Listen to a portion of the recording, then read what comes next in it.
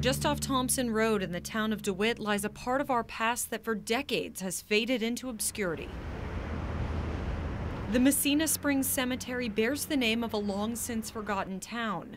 Its newest graves are more than a century old.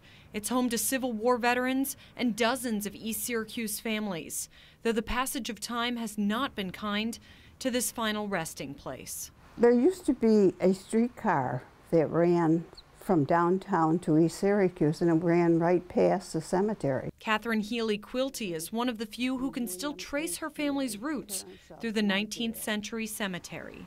William Price Healy. Her great-great-grandparents' tombstones are among the many that now lie cracked, fallen, and faded from both memory and recognition. It was in disrepair.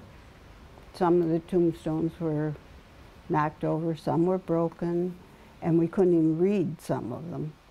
And it seemed like it was a good place for vandalism. For decades, the cemetery was allowed to fall into disrepair.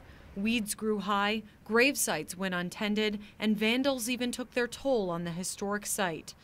But eventually the town of DeWitt stepped in and began to do enough yard maintenance to prevent the cemetery from fading further into obscurity. It just wasn't kept up to begin with, but it's better now. But now town officials hope to do more. I'd like to have a fence around it. I just feel that it might help maintain it a little better. And beyond ground maintenance and a new fence surrounding its perimeter, town officials would also like to restore those headstones that have fallen or cracked over time in this historic site. For now, reporting from DeWitt, I'm Kelly Cowan.